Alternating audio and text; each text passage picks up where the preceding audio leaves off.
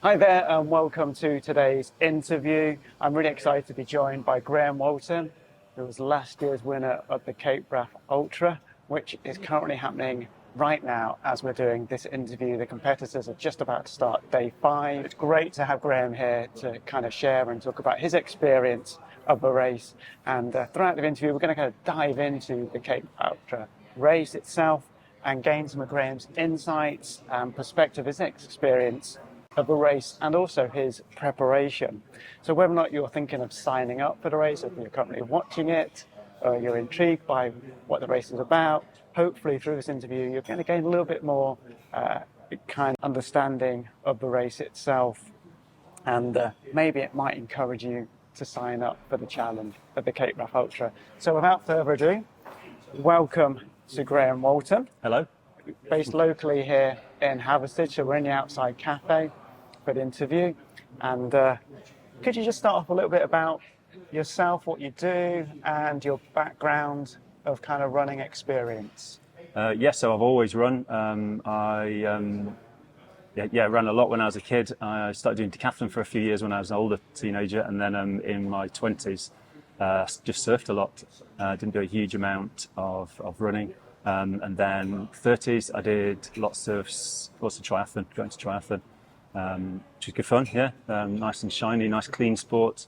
And then from that, did a bit of adventure racing and a bit of road racing on a pedal bike. And now I'm sort of getting back into running over the last few years. Yeah, that's it. And what inspired you to do the Cape Wrath Ultra? So Cape Wrath. So I live in the Peak District where we are today, and it's right at the bottom of the Pennine Way. So I had that in my mind to do the Pennine Way for a few years. The start of lockdown, I had it all booked, all the hotels were booked, but then it was cancelled. So the following year, I thought, right, I'll do it next year, but I'll just wild camp. So I did the Pennine Way, which was great. I camped for 4 days, wild camped 4 days, and then stayed in hotels for 2. And I really enjoyed it. It was really nice. 6 days. It's quite hard on your own for such a long time. But 6 days running the Pennine Way was great. And at the end of that, I didn't feel too bad. And I was thinking, I was quite excited about running. And I just thought I'd read a few books. And the most remote path in the UK, most long distance running path, is in the Cape Wrath Trail. And it would be quite hard to self-support that. You can't really get food on the way. You'd have to carry sort of 3 or 4 days worth of food at a time, which means you can't really run because your pack would be too heavy. And I looked at getting my bags dropped off on the way. It's quite hard. It's expensive. It's something like $5,000 or something to get some people to drop off your bags on the way. Yeah. So I just looked at the Cape Wrath Ultra, the race, and it was 50, and it is a lot of money. I mean, it's totally worth it. It's good value, but it's a lot of money. But I thought I was 50, and I love racing. I love racing, running, cycling, and I just thought I'd do a race for my 50th birthday. So other than having done the Pennine Way before, how many other ultra marathons had you done? I did the Dales Way, which was 82 miles. Yeah. That was just hard, 20 hours that took. I'd run the South Downs Way, run the Ridgeway now, which goes from Avebury to near St Albans, a beacon near St Albans. I've run the Norfolk Coast Path. So I've joined the Long Distance Walkers Association, along with a lot of old people. And I've looked at a few trails now. I really enjoy it. It's nice, just plodding along, just seeing what you see. So you had that inspiration to sign up. It's a cheaper way of almost doing. Yeah, I'm tight northerner. I'm breaking it down. I can say Yorkshire, but we're not quite in Yorkshire, are we? We're just on the border here. So how did you? So you kind of rose to the challenge, signed up for it. Yeah. How did you then prepare physically and mentally for such a challenge like the Cape Wrath Ultra? So the Pennine Way is the same distance as the Cape Wrath Trail. So I knew I could do it. I had probably a little bit of ignorance. I knew I could do it. I thought I could do quite well in this. And that's where Marcus comes along. So I thought I'd get a coach and just see how I could get on. I've taught myself over the years to run really slowly around the Peak District. So I'm good at running really slowly around the Peak District. I wasn't really racing speed that's why I got Marcus. Your fitness. Mentally, I was totally convinced I could do it. Now, the more research you do, actually you grow in knowledge, and probably it just get a few more question marks in your mind as soon as you read how hard they are and tough. And so the ignorance is sometimes quite good. If you do too much research, you probably know too much, and it'll put you off. To an extent. And so yeah, you came to me for coaching. Yeah. Being a previous winner myself, winning the first edition 2016. I'm fortunate that I coach quite a few athletes for doing the race. We currently have 6 athletes doing the race at the moment. So you came for me for coaching. Did you have a certain expectation when you came to me of what the coaching would be like, what the preparation would be like? Not really, no. So I did say, when I came to you, I said, all right, I want to win the Cape Wrath Ultra. How do I go about that? I remember you very clearly saying that on one of our first meetings. And if I'm honest, I was a bit kind of like, okay, I like the enthusiasm. I mean, it's good to have some degree of enthusiasm and self-belief. But yeah. Yeah, I know. You just nodded and smiled at me, and I was realistic, and I thought, again, with money wise, it's a lot of money. So I thought, well, there's no point paying Marcus this money if I'm not going to do what he tells me. And to start with, actually, the distance as I was running, I was probably running 140k a week on my own. And actually with Marcus, it was about 70k, maybe 80k a week. It was a lot less than I was doing on my own. So you do question it. But yeah, it's good because you're constantly reading things and you've seen what Damien Hall's doing, you've seen what Jasmine's doing. Nikki Spinks probably doesn't train a huge amount anyway because she's out every day. But you read a lot of what these athletes are doing. You think, I should be doing that. I should be doing hill repeats for 6 hours. I should be, going for day after day after day. And that's where you've got Marcus to say, no, Graham, that's coming later. Or no, that's nonsense. Or no, you can't run 300k every week. So that's, really useful for me. Yeah, I mean, as a coach, I am quite conservative at times, but also it's getting people to understand that consistency is a key to any training program, isn't it? Just doing 1 6-hour run or hilly run isn't going to create the physiology you need to be successful at Cape Wrath, and you were successful at Cape Wrath. We've got another winner's trophy here. I didn't bring mine, finisher's trophy as well, and the medal as well. And I mean, it's always intriguing. I always find it kind of fascinating how people come with certain preconceptions of what training should be like for such an event. Where actually, if you get that consistency and build that base to begin with what we did, and the training did get quite big near Barroso, didn't it? You were doing like double days, running twice a day, and some big kind of 4-hour outings here in the Peak District. Did you do any recce's at all of a race? No, it's too far. And that's quite nice because there's very few people that do recce's. Actually, there's a few people this year that have done them. Ian Stewart does a few recce's, doesn't he, with his trail running Scotland?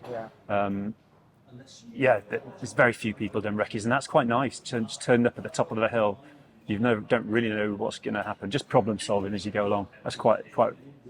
I mean, you can have a bit of anxiety about it because you're not really sure. But actually, it's really easy. You've got your watch, you've got your map. Pretty much you're going north. It's really nice. It's quite a sense of freedom when you're sort of moving through the environment. Yeah, because sometimes if you recce a route, you know what's coming up, don't you? But with the Cape Wrath Ultra, with not having recce'd it, and I was in the same situation, hadn't recce'd any of it. It just opens itself up as you're going along, doesn't it? Yeah, it's really, it is nice. Nice real that sense of pure adventure with it, really, isn't there? Yeah. You briefly mentioned there about the navigation of it. How did you find that? Because it's not waymarked, is it? So it's complete self-navigating.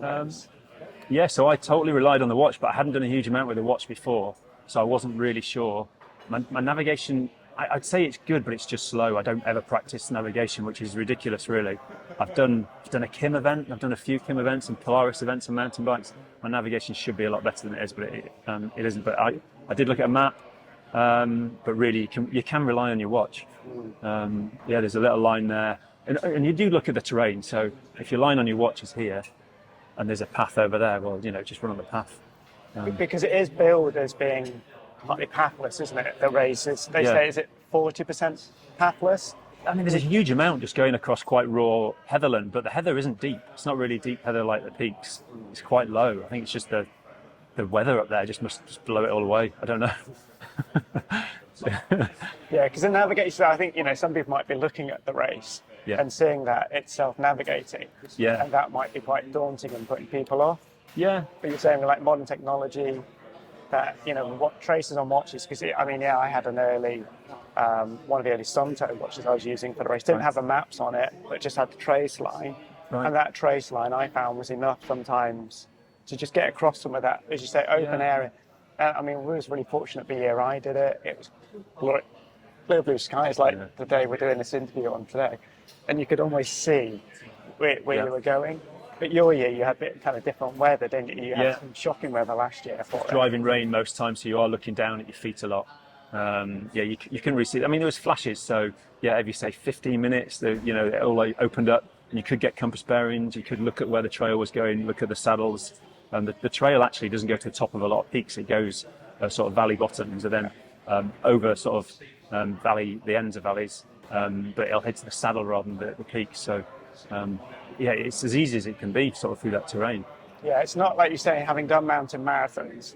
I always say this to people: the navigation on it isn't anything that technical like mountain marathons. Orienteering is just heading down a glen, isn't it, or Yeah. heading up to a col and then. But you don't have to find up. things. No. You're just running that general direction. So Because while it says there's checkpoints on the course, those checkpoints tend to be manned, don't they? yeah, Or, you just you're run not- past, shout your name and Yeah. number, and You're not looking for an orienteering kite, are you, and anything? So it's quite straightforward in that sense. But it is quite useful to get out there and practice, especially with the Hardy maps, because you use the 1 in 40 maps, don't they? So if you're used to using a West map, yeah. it's a bit of a change using the Hardy 1 in 40 maps. But Yeah, so my eyes aren't that good. So the 1 to 40, I can't really see without my glasses, but I can see the lakes. I can see trees. The plantations. Yeah. So you can sort of navigate a little bit without your glasses. so with the Cape Wrath race as well, you are limited to 20 kilogram Yeah. weight for your overnight kind of bag, which you Yeah. have to carry. So how did you go about sorting your kit, and what kind of equipment did you use during the race, and what was most helpful or what wasn't helpful? So yeah, I just stuck to the mandatory kit. I didn't take any niceties, any comfort things really at all. So, which is a bit ridiculous. So my bag only weighed 14 kilograms when I got there. I guess doing the Pennine Way, I knew that you could survive with very little. But I did have clean socks every day, clean dry socks, clean dry pants. I had no evening wear really, so I had a down jacket that I kept dry, and then full waterproofs for the evening. That was it. I didn't have and you were laughing last time because I didn't have any trousers. So I could have got 6 kilograms of trousers in there, but I didn't. So I just wore my waterproof trousers and had my lightweight waterproof trousers, which are magic actually. They're these On ones, really lightweight, and you just shake them once, and all the dirt and wet and everything comes off them. They're bone dry, and you just put them on. So I wore them every night. So I didn't have a huge amount of kit. What were you wearing at foot on your feet round camp then? So I put my dry socks on in the evening, and then I put bags on my feet and put them back in my wet shoes. I did have some dry shoes as well, which I wore if I could keep them dry, but the campsites were soaking. The campsites were, there's a few inches of water over most of it. All the grass was wet. So if I could keep my shoes dry, I wore the dry shoes. But if they were going to get wet, I just put my wet shoes on and it's like the Kim, like the On. Just dry socks in bags, plastic bags, and then put them back in your shoes. So quite simple. It does work though. Yeah, I think because you can overcomplicate the kit, and I'm going to be doing a video very shortly about how to pack this race like the Cape Wrath or Dragon's Back, and you almost can get too distracted, and you want a degree of comfort because your recovery is so important in camp, because if you've not got the right kit, your recovery won't be as good as it could be. But likewise, you can overcomplicate what you take for camp.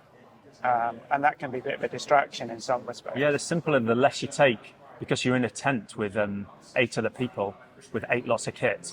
They're big tents, but there's 8-man tents, 8 men in there, nice and smelly, all their kit just spread out. If you've got less kit, it is easier to look after. Yeah. So out of all the kit you took, all that kind of 14 kilograms, and also within that 14 kilograms, that would be your hill food as well, wouldn't it? So that includes the food you're going to eat every day on the trail. Yep. What was the most useful bit of kit that you took, or is there one bit of kit you go, damn, I wish I took that? So for speed wise, I think the buffs are really good because it's warm in the bottom of the valleys. Well, you set up in the morning, you're cold, so you've got all your buffs on your neck and on your head, and then as you go, and then you take them off because you're too hot, and then as you go up the mountains, you're getting cold again, so you put them all back on. You don't have to take your bag off. You can just put your buffs on, take them off as you get hot and cold. Also, I never really took my jacket off the whole time. So 8 days, I didn't take my jacket off. I did put my waterproof jacket on once, which all the advice is as soon as it starts raining, as soon as you think you're going to get cold, put your jacket on. But I managed to only do that once, which was quite good. But with hindsight, I probably didn't need it. If I'd just run a bit faster for 400 meters, it was a descent then, I would have been okay. And that it just really speeds you up, because I think every time you put your jacket on or take it off, it's 2 minutes. You've got to take your rucksack off, unpack it, 'cause it's all really tightly packed in there. Yeah, I mean, it depends how competitive. I mean, you obviously getting near the sharp end of the race. You were at the front there, so you're getting that bit competitive.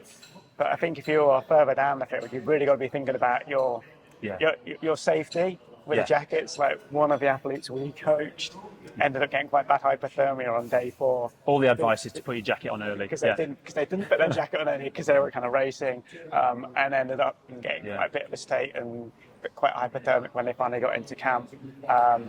So yeah, but Buff's a great bit of kit. What about at camp? Is there something you kind of went like, this is my brilliant bit of kit camp, other than your trousers? A nice big thick down jacket. That's what I had. I used it as my pillow as well. So just took that out and put that in my stuff sack for my sleeping bag. Got a nice sleeping bag. It's the Cedar Summit one. It packs it really small. Goes down to about -8. That was a nice. Yeah, I bought that to run with really, to run and stay in, and yeah, it's nice. And what were you sleeping on top of that then? I had 2 roll mats actually, so that was a bit of comfort.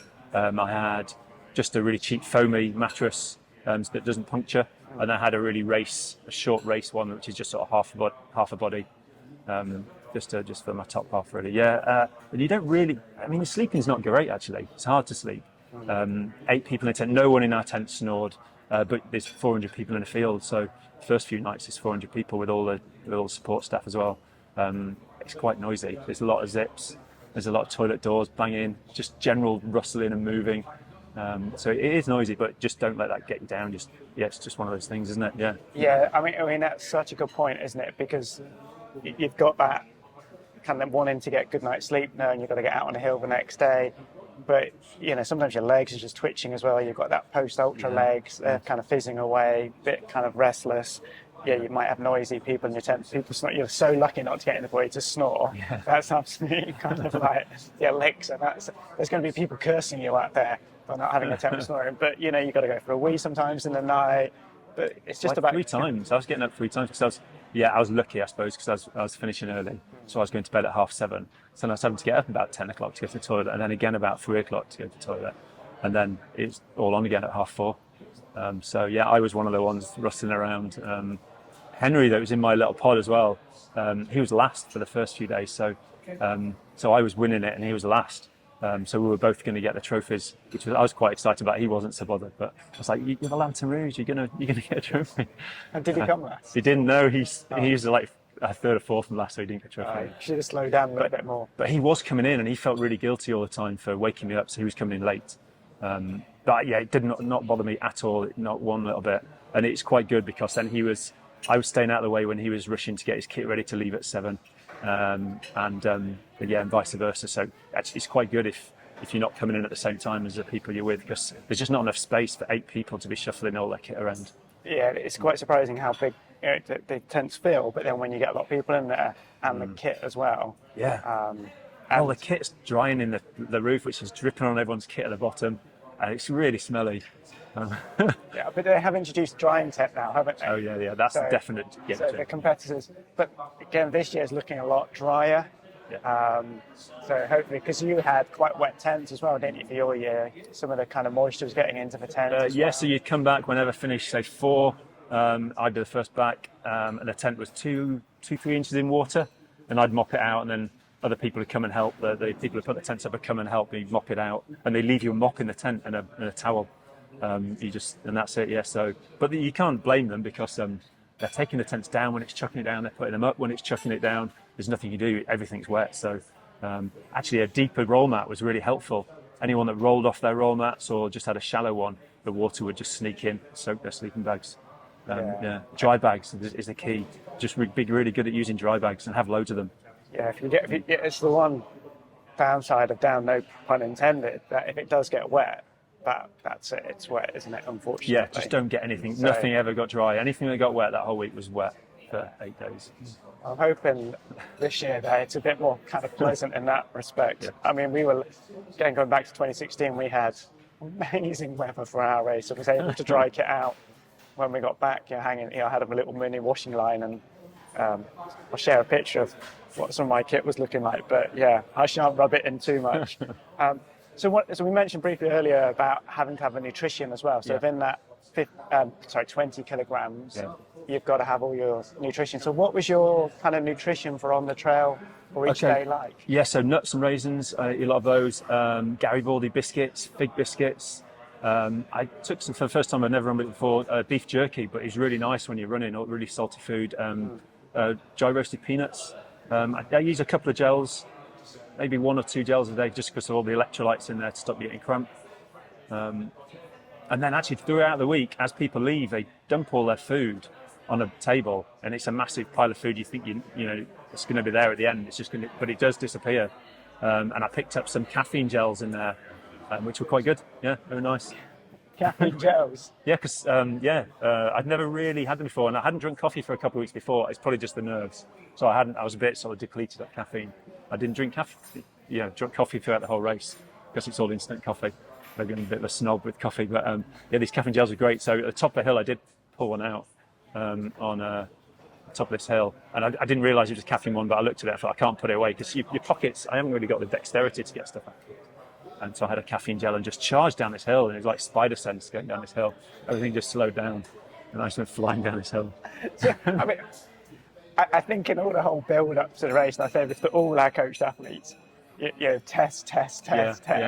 Never pick anything new in the race. Yeah. So there you were, brand new gel, caffeine gel as well.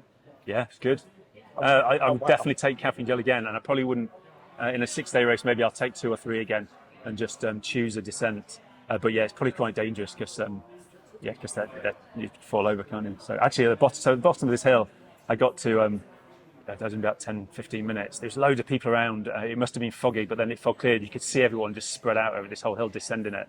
And I was just flying down. At the bottom, there was a river. It was about a foot down, and there was 2 or 3 people in the bottom of this river. And I just running towards it, thinking, I can clear this. And I just ran really fast and jumped. And I did. I cleared it. It was about, I said before, 100 meters. I was flying across 100 meters. And I'm sure it would have been a bit of a crowd pleaser if I hadn't made it, but I did. I made it and carried on. And that was really good for the rest of the day. I was like, I can do anything today. What day was that? Or is it still a blur now? I don't know. Is I think it was day 6. Is it simply dreamt, or has this really happened? No, it didn't happen. I think it was day 6, and I decided on day 6. I thought I was winning it from day 2, which was a real motivator for me, but actually I wasn't winning it until the end of day 7. But on day 6, I thought, I was told that I wasn't winning it. So I thought, right, I'm going to push it on the descents. So I was quite good at the descents. So I was like, I thought I'd keep my heart rate nice and high on the descents. And that's why I had the caffeine. I thought at the top of everything, I'll have a caffeine gel or some sort of sugary stuff.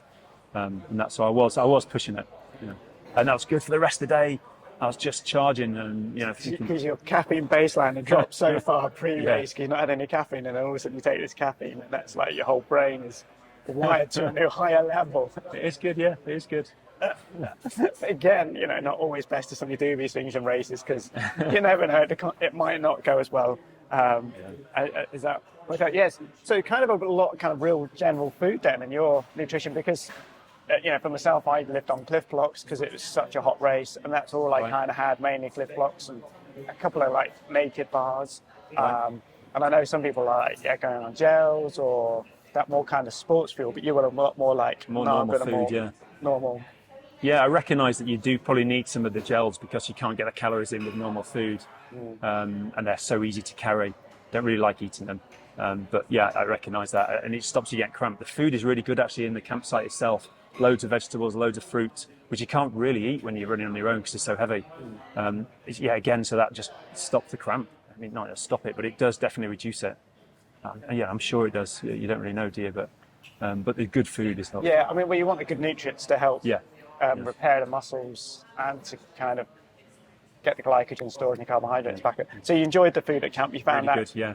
Really good. Plenty to eat as well. What's that? Plenty to eat. Loads to eat, yeah. As much as you can, really.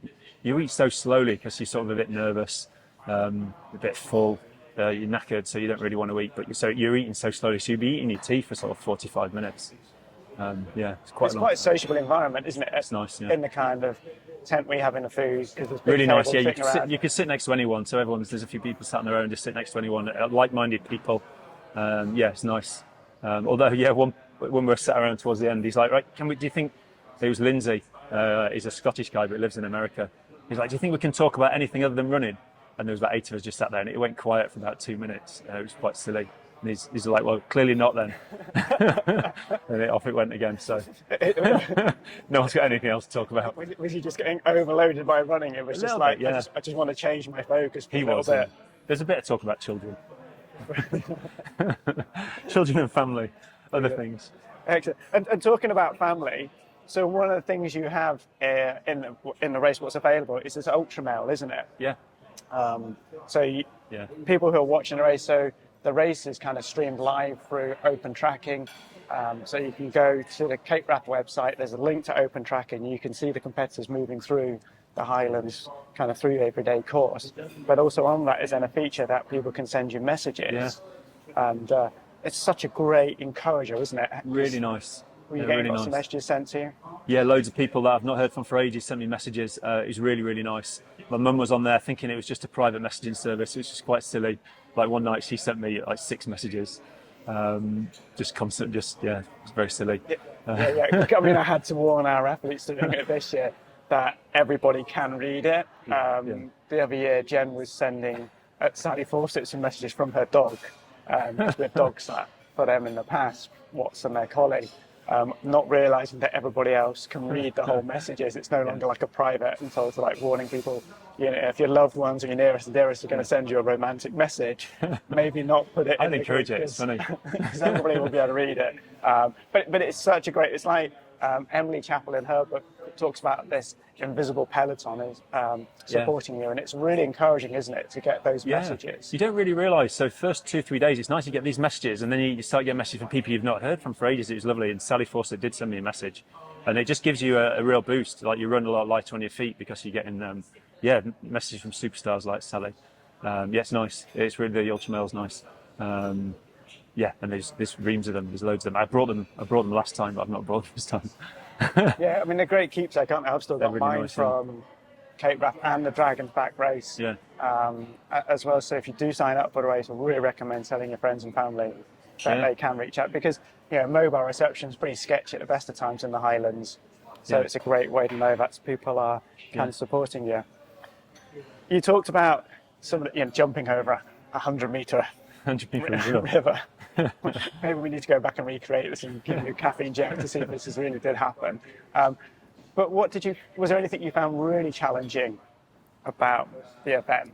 And was there a certain way you came over that? So it's the relentlessness of it, really. It is just so long, running for 8-10 hours a day. It's not that pleasant all the time. A friend I run with, he laughs at me because he's always, I'm the one that takes the shortcut, goes home early, starts late, stays in the cafe a bit longer. I am a little bit of I like a shortcut. And he's, so it's just the relentless of it. It's hard. It's really hard. Mentally, it's hard. And you do create these sort of just madnesses, really.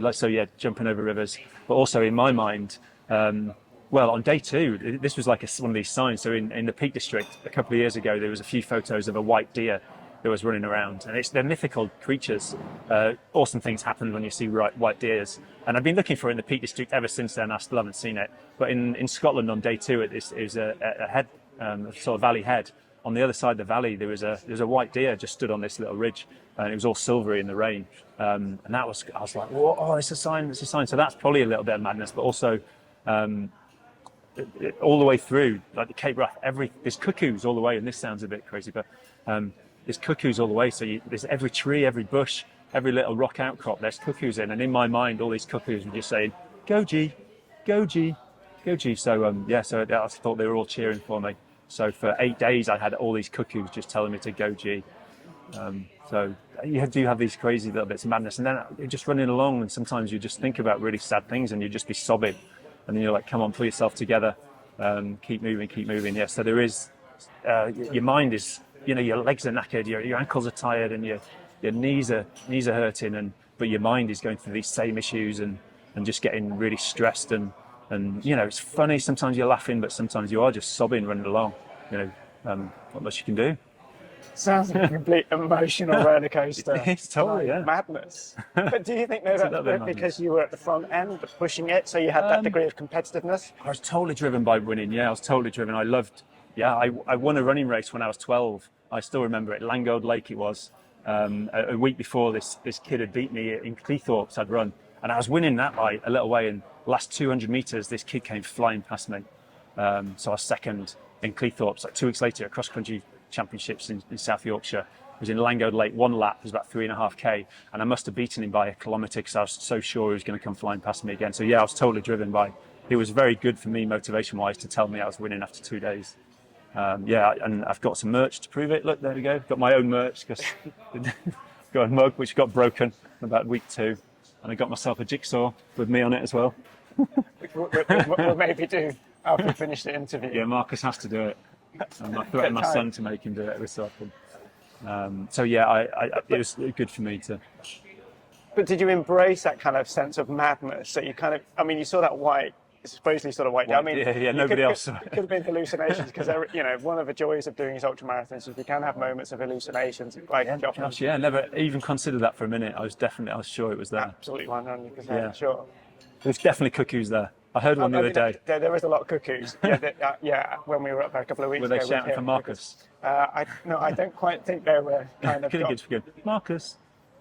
Yeah, I don't quite think there's got the same kind of tone and getting consonants in the right way. But did you kind of embrace that? Did you enjoy it, or were you kind of like, this is not enjoyable? Or oh yeah, there's definitely times when you're like, what am I doing to myself?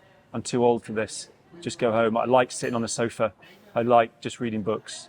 Yeah, there was a little. I got an allotment, and I do dream a little bit when I just falling asleep underneath my plum tree in the allotment. That'd be nice. Yeah, so it's ridiculous. It's yeah. I don't know why. I do it. Because I mean, somebody listening to that sense of almost decline into madness. Yeah. You know, might be thinking, oh, jinx, I don't know if I want to do that though. You know, because if somebody is like, you know, watching this for the first time, intrigued about the Cape Wrath Ultra, is kind of joined in, kind of go, oh yeah, I might do a Cape Wrath race, and they're hearing you saying, there's like, really nice bits. So I ran with Despina, who's a friend from Sheffield. I did the High Peak Marathon with her a couple of years ago. Really nice. Didn't really know her very well, and nobody told me that she was doing it. I didn't realise she was doing it anyway. If she was there at the start line. So it's nice to chat to her, and I ran with her for the first 4 days. It was really nice. Your anxiety levels fall massively if you're running with someone. And also I knew she was a really good navigator. So it's nice. And we ran really similar speeds, really well matched across all the hills. She was stronger than me on the uphills. I was a bit faster than her on the downhills. But anyway, yeah, she didn't finish it. She was winning it, actually. So on the day, I don't know, the beginning of day 3, we couldn't start. For half an hour, we got our timings wrong, so they wouldn't let us start. So we just sat on the beanbags for half an hour. It was so silly. Yeah, and I just really, really remember that. Yeah, it was a very silly half an hour. Just sat on the beanbags laughing, and we were both winning. So, yeah, it was nice. There's another guy called Mark Oates that I was chatting with a few days, every day, sort of the same sort of rhythm. So I'd pass him, one of the last people I'd pass throughout each day, and I ran with him often for about 20 minutes. And on the last day, or the second to last day, the last hill of the whole race, yeah, he was there at the top of the last hill, so I had a little fist bump just to say, well done, finished. Almost, well, we haven't finished yet, but we're getting there. Yeah, but if you get to kind of to the end of day 7, that's it. The final day, which is absolutely spectacular. Did you enjoy that final day, going along Sandwood? Oh, yeah, it's brilliant. The last day was amazing, so day 8 was lovely. I surfed on Sandwood Bay with a few friends. Gosh, it's 30 years ago. It's madness, really, how long ago. And that really, those memories and those voices and those, I could see them on the beach. And I remember going there, it was chucking it down then when we were surfing. So we'd walked 3 or 4K to the beach because the cars got stuck. And then we surfed for 3 or 4 hours. And then we were just so knackered and we had to walk back to the cars. And I just remember that. So getting to Sandwich Bay was really special. Yeah, it was good. And on the last day, it was quite jovial. There was one guy who was desperate. He had 7 minutes to catch up. Magnus had 7 minutes to catch up on Lindsay. And at 7 o'clock, when they said go, he just sprinted out the stops. He was just gone. He was away. And then about an hour and a quarter later, Lindsay came past going, have you seen Magnus? He was desperately trying to catch him up. So that was quite silly towards the end. Everyone else was I think they were just having I was having a really nice day, yeah. Yeah. I mean, the atmosphere, once you get to day 8, the whole kind of camp really, atmosphere changes, doesn't it? Yeah, really nice. It's a lot more relaxed. Not that it's tense atmosphere at camp, but compared to you kind of people know they've done it, and it's 16 miles Yeah. on the final days, and it's not a big onerous long day. And No, it's nice. It's know. still hard. There's two or three really big climbs on that last day. You don't really sort of remember that. I don't remember. My research wasn't good enough. I was like, oh, God, another one. Yeah. The hills are a lot more kind of cheeky than what you realise. Yeah. But even just running along the beach, I remember hitting the sand on the beach, yeah. and it's really soft sand, isn't it? You're suddenly kind of almost struggling Yeah, along. and on you the sort of sand. think you're finished when you get to the beach, and it's still, I don't know, an hour and a half. You've still got a bit of coastline to do, which, as you say, has got two big kind of gullies to go through. And then you get to the lighthouse, and then you can make your own jigsaw. And I have to say, that lighthouse is just such a spectacular finish point, isn't Really it? nice, yeah, loads of people around. There's a cafe, which is nice. So there was about 10 of us, went to the cafe, get soup and a drink. And, I love cafes, so that's the first cafe I've been the whole race. I ran past a cafe. I think it's day 3. Is the cafe on day 3? Shield Bridge, yeah. Oh, man, that was beating me up for the whole of the next few days. I ran past a cafe. What am I thinking? I love cafes. You were winning. Yeah, I know, that's what it's it, yeah. So on the last day, you all go into this cafe, and then you get given some soup and a tea, and then you realise, are we allowed to buy things? And of course, one of your mandatory kit's £100, so everyone's got £100 cash on them. So I bought everyone a Coke, and then Lindsay was saying, can we have a beer? Have you got any beer? And he's like, yep. And then we all had a beer. It's really nice. And then you get in a minibus for an hour across Scotland. It's an amazing little journey across Scotland, and you see everyone else coming in, so you can cheer them through the minibus. And then you get dumped at a jetty, and nobody really tells you what's happening. So you're standing on this jetty going, well, what happens now? You don't really know. And then a little boat turns up and takes you. It's about 20-30 minute journey across the lake. Well, it's across the inlet, isn't it? There's a tidal river. Right. What kind of cuts Cape Wrath off to Durness. Okay. So you have to wait for the ferryman. Which is just funny because you don't really know what's happening, but you're in the middle of Scotland, really remote. This guy, who's actually the drummer later on in the evening, he turns up on the ferry. Yeah, he's in the band. And then, so it's the last day's really silly. It's funny. There's a lot of great atmosphere, isn't it? Because as you say, you finish race, but it's still it's kind of a journey back to Durness, where the final camp is, and the prize giving, the presentation is. But it is still just such a beautiful part of that journey, and even that bus ride. Our bus was called the Glory Bus because I was on it, and the driver was absolutely hilarious. It was quite entertaining. But again, that just adds, and even like the start, to get to the start of the race, you get a ferry across from Fort William to the start, and that just adds to just that kind of wonderfulness of the whole journey, doesn't it? It kind of just makes it even more special. And that's the great thing about the race. It's just these little touches the organisers will put in what really give it that truly special experience. So if anybody's watching this interview and have got so far through, well done on keeping joining with us. Is there any advice, what advice would you give to someone maybe who's considering signing up for the Cape Wrath Ultra? So you've got to be strong. You've got to be mentally strong. Yeah, mentally, physically strong. It's not a race that everyone can do, but that's the excitement of it, really.